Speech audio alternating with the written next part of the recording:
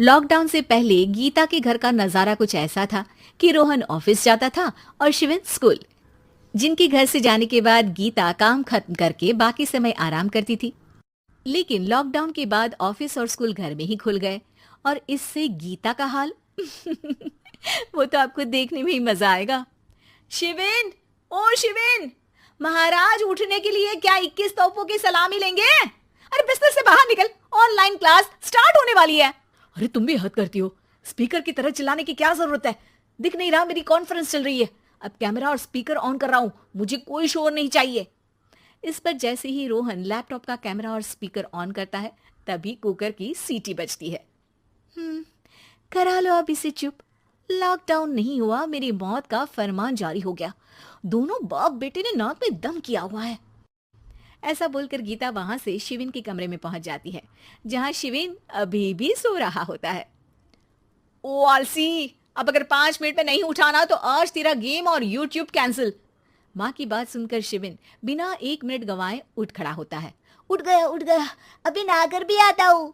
ये नाटक कहीं और, मुंह पर गीला कपड़ा मार और पढ़ने बैठ। शिविन की ऑनलाइन क्लास स्टार्ट हो जाती है, जिस पर गीता उसे वहां बिठाकर रसोई में चली जाती है। थोड़ी देर में उसे कमरे से कुछ आवाज सुनाई देती है, जिसे सुनकर वो कमरे में वापस आती है। हाय राम, तुझे क्लास अटेंड करने के लिए बोला था, कैमरा ऑफ करके बिस्तर पर नाचने के लिए नहीं बोला था। मम्मी मुझे कुछ समझ नहीं आ रहा, आप बाद में पढ़ा देना ना, वैसे भी अटेंडेंस तो लगी गई है। हाँ हाँ बेटा, जरूर बन जा, तो अभी से हम सबका बाप बन जा। अरे नहीं मतलब कहाँ से लाते हो इतना दिमाग, और पढ़ाई करते हुए ये चला कहाँ जाता है? नाइस क्वेश्चन, दिमाग से पूछकर बता दूंगा। शिविन की बातों से परेशान होकर गीता उसे मारने के लिए जैसे ही आगे बढ़ती है तभी वो कमरे से बाहर भाग जाता है। अब शिविन आगे आगे और गीता हाथ में चप्पल पकड़े उसके पीछे पीछे पूरे घर में दोनों घूम रहे होते हैं। इसी बीच वो रोहन के पास पहुंच जाता है और शिविन को मारने वाली चप्पल रोहन के लैपटॉप पर जाकर गिरती है। ओए माँ! मम्मी, अब पापा को चप्पल मार रही हो? वो आज तक के रिपोर्टर, चुपचाप जाकर क्लास अटेंड कर ले, नहीं तो अगली तेरे पीछे लगेगी। इस पर शिविन वहां से चला जाता है, जिसके बाद रोहन गीता से कहता है, इस सर्कस के लिए कुछ बोलना चाहोगी? अरे क्या करूं, जब से तुम दोनों घर में रहने लगे हो, घर अपने आप ही सर्कस बन गया है और मैं तुम्हारी नौकर। कभी बेटी को संभालो तो कभी बाप के नखरे उठाओ। इन्हीं सब उथल पुथल में दिन बीतते रहते हैं, जिसमें हर रोज घर के अंदर कुछ नया सियप्पा खड़ा मिलता है, जो ज्यादातर शिविन और रोहन की ऑनलाइन स्कूल और ऑफिस से रिलेटेड ही होता है। एक सुबह, शिविन चल उठ, आज की क्लास जल्दी है। कैमरा ऑफ करके आप अटेंड कर लो। अरे ऐसे छित्तर पड़ेंगे, दादी नानी सब एक साथ याद आ जाएंगी। गीता की लाख मशक्कतों के बाद क्लास तो खत्म हो जाती है, लेकिन उसके बाद शिविन फोन इस्तेमाल करते हुए इंस्टाग्राम रील बनाने लगता है। रसोड़े में कौन था? तुम थी, मैं थी, कौन था? कौन था?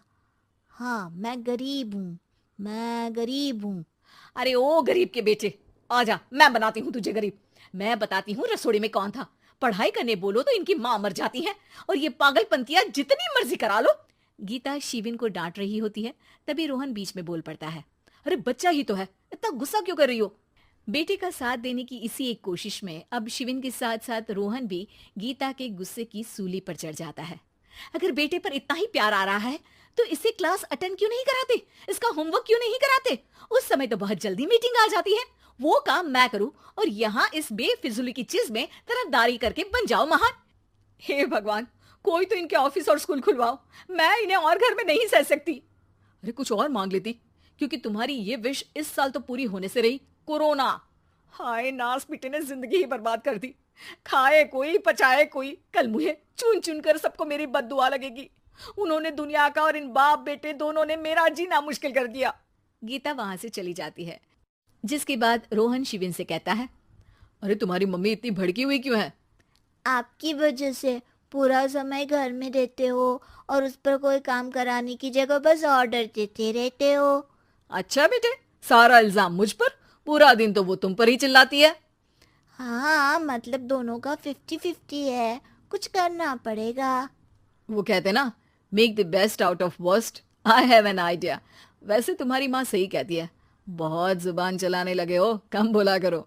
अगली सुबह रोहन और शिवेन अपनी गलती को सुधारने के लिए गीता के उठने से पहले घर का आधा काम खत्म कर देते हैं, जिसे देखकर गीता खुश हो जाती है और फिर बाकी बचा काम वो तीनों मिलकर पूरा कर लेते हैं। जिसके बाद अब वो सब मिल बांट कर हर काम में एक दूसरे की मदद करते हुए लॉकडाउन का मजा लेने लगते हैं।